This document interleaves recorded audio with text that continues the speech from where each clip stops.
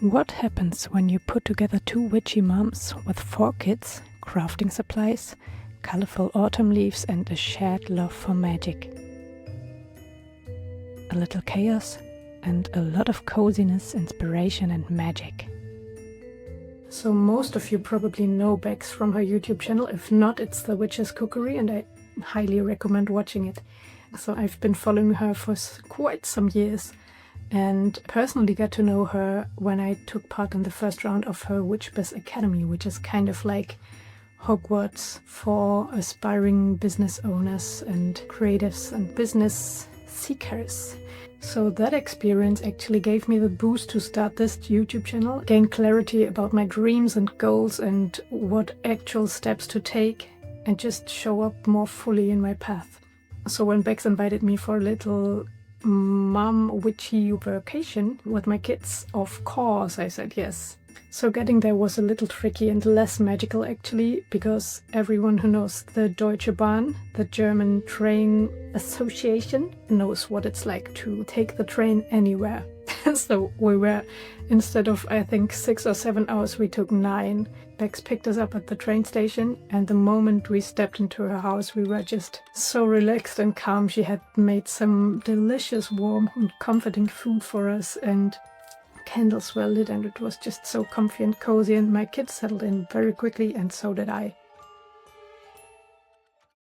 So prior to the weekend we had lots of ideas what we could do, crafting with the kids, going outside, dressing up, whatever. But if you're a parent, you know that you can make as many plans as you want. In the end it's just maybe 1 or 2 things that work out actually, because the kids have needs. And it was anyways too many ideas for just 1.5 days that we stayed there. So we just followed the rhythm of the season and of course the kids' rhythm. So we went on a cozy treasure hunt to find beautiful leaves and chestnuts for a little crafting with the kids. I'll show you later what we actually did. And when we came back, the kids couldn't wait to pull out all the Halloween costumes and dress up as witches and devils and all the creepy things. So the moms had time to drink some tea and chat, which was really... Oh, I just spilled my tea. Oh no.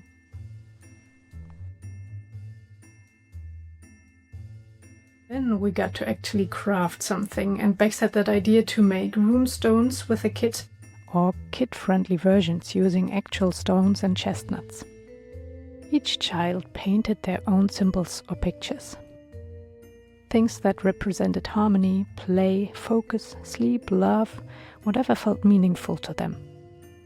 It wasn't about rules or Old Norse meanings, but about tuning into their own inner language. So they chose something like love or good ideas, harmony, sleep, things like that. So just whatever felt meaningful to them. And the kids were really motivated and painted the most beautiful pictures and were so proud of their creations. It was so cute. So then Bex took a piece of paper and divided it into 2 and wrote on one side school or kindergarten and on the other side home. And the kids tossed their runes onto it. Wherever the symbols landed, there's where we explored their meaning. It was really fun to talk about what it could mean. My bigger one just didn't want to hear that the good idea stone and the sleep stone on the school side could possibly mean that it would be a good idea to go to sleep sooner during school days. And you can of course make it like an adult version and use actual runes, or like we did, your own symbols and pictures that are meaningful to you, and divide that piece of paper into things that are relevant for you right now. I guess it's not school or kindergarten, except if you're talking about kids that you hear the kids in the background. So neighbors' kids.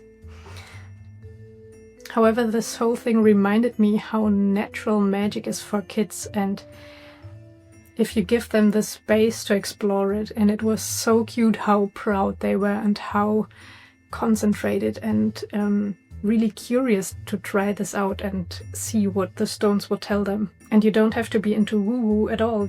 I think it can just be a fun way to explore and try to find meaning in the stones and how they land. We had many more crafting ideas, but the kids were up to other things, and we also were caught up in just chatting and drinking tea, so we didn't do any more crafting. But our time was limited, so we just had a cozy time. And when we came back, my bigger one was so excited to keep on crafting actually. So first we made little tea lights with dried and pressed leaves. It's best when you press them because otherwise they will crumble up a bit, which is not a big problem. It can look very cute too, but just so you know, if you want them flat, you have to press them first and dry them. So first we made little tea light jars with pressed autumn leaves.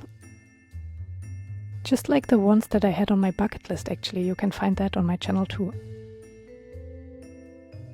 You can use only string to fix the leaves on the glass or glue them on first.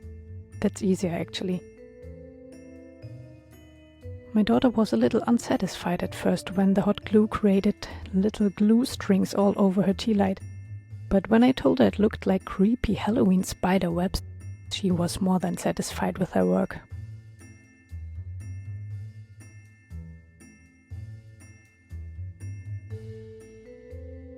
We had lots of leaves left, so we also crafted autumn leaf butterflies. You will just pick two kind of similar leaves and place them opposite of each other, just like creating a little butterfly. Maybe you want to combine bigger and smaller leaves, and maybe you want to make the butterfly's body. I don't know if it's called this, but for example, when you have a really thin and long leaf, this could be the body of the butterfly. Or you could even use half acorns or something, or berries. We didn't have them, so we just went with the leaves.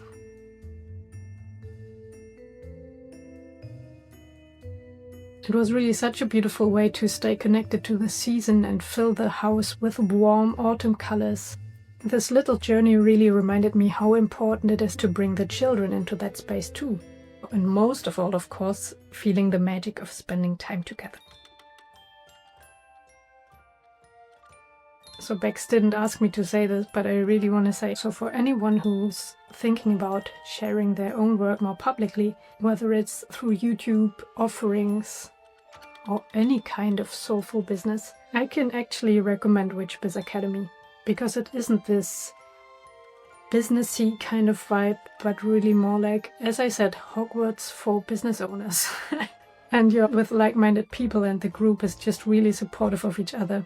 For me, it actually changed a lot. So quite at the beginning, I quit my job as an ecologist and ornithologist, writing environmental reports, to really dive fully into my passion. I mean, I still value that job as like its role in nature conservation, but all these legal regulations and the constant need for sober and objective assessment just really wasn't for me. However, enough of my background. I'll leave the info below if you're curious, and feel free to ask if you have any questions regarding my experience with Witch Biz Academy or my background or whatever you want to know.